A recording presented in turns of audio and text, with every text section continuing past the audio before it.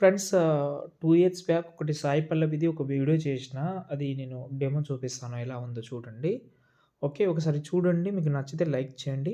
Demo చూడండి. కనులతో అడిగి చూడే ఎంతో సంతోషం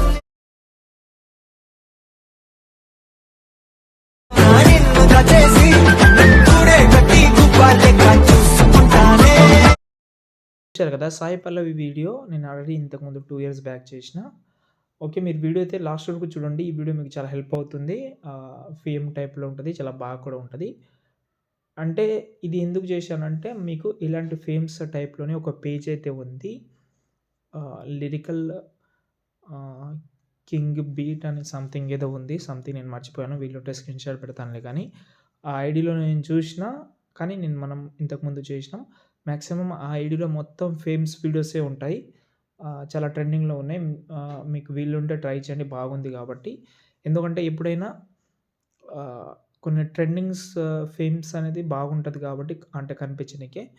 మీరు వీలుంటే ట్రై చేయండి బాగుంటది. ఓకే. ఇప్పుడు నేనైతే మీకైతే ఒక ప్రాజెక్ట్ లింక్ అయితే ఇచ్చాను డిస్క్రిప్షన్‌లో ఆల్రెడీ.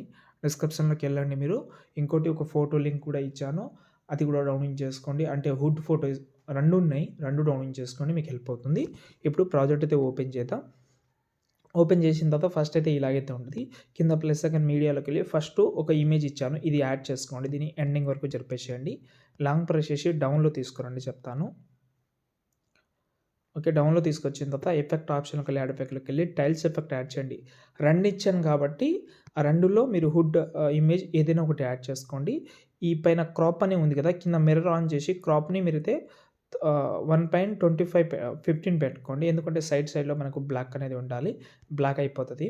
ఓకే. ఇప్పుడు నేనైతే కొంచెం జూమ్ చేస్తున్నా దీన్ని. ఓకేనా? జూమ్ చేసిన తర్వాత ఇప్పుడు మనం ఏం చేద్దామంటే ఆహ్, కెమెరా యాడ్ చేసుకుందాం. ఓకేనా? కింద ప్లస్ సెకండ్ ఇక్కడ ఆబ్జెక్ట్ ఎలిఫెంట్‌లోకెళ్ళి ఇక్కడ మనకు కెమెరా ఉంటది. దాన్నయితే యాడ్ చేసుకోండి. ఓకే. యాడ్ చేసిన తర్వాత ఈ కెమెరాని ఆన్ చేసుకుందాం. ఈ బాక్స్ మీద క్లిక్ చేసి కెమెరాని ఆన్ చేసుకుందాం. ఓకే. ఏం చేద్దామంటే స్టార్టింగ్‌లో మూవ్ ఆన్ ట్రాన్స్‌ఫర్‌కెళ్ళి స్టార్టింగ్‌లో ఒక కీ ఫ్రేమ్, ఎండింగ్‌లో ఒక కీ ఫ్రేమ్ యాడ్ చేద్దాం. ఇప్పుడు మనం ఏం చేద్దామంటే ఒక ప్రాసెస్ చెప్తాను. ఫస్ట్ అయితే ఈ ఫోటోని మనం జూమ్ చేద్దాం. ఓకేనా? ఇలా ఈ మూవ్ ఆన్ ట్రాన్స్‌ఫర్‌లోకెళ్ళి జెడ్ వాల్యూ అనేది కొంచెం మీరైతే 1000 ఆ మధ్యలో -1000లో పెట్టుకోండి. ఇలా అయితే వస్తది. ఓకే. దీన్ని మీరు కొంచెం కర్వ్ యాడ్ చేసినా నో ప్రాబ్లమ్ ఇలా. ఇప్పుడు చూడండి. ఇలా అయితే మనకు ఫేడ్ అవుతుంది. బాగుంది. ఇప్పుడు మళ్ళీ ఇక్కడ ఇంకో బీట్ మార్క్ ఉంటది. అక్కడ వచ్చి ఇంకో కీ ఫ్రేమ్ యాడ్ చేయండి. ఇప్పుడు ఇక్కడైతే మనకైతే ఇదైతే కనిపిస్తుంది. ఇక్కడ పెట్టుకోండి. ఓకేనా? ఇప్పుడు చూడండి. దీన్ని కర్వ్ ఇలా యాడ్ చేస్తున్నా. అడిగి చూడే ఇది ఇంకా కొంచెం పర్ఫెక్ట్‌గా కనిపించాలి ఇలా. చూడండి ఇప్పుడు. అడిగి చూడే ఎంతో సంతోషం మళ్ళీ ఇంకో బీట్ దగ్గర వచ్చి సేమ్ ఈ పొజిషన్‌లో ఫోటోని పెట్టుకోండి. మళ్ళీ కర్వ్ యాడ్ చేసుకోండి. ఇప్పుడు చూడండి. కనులతో అడిగి చూడే ఎంతో సంతోషం ఇప్పుడు చూడండి అన్ని యానిమేషన్ పర్ఫెక్ట్‌గా వస్తది.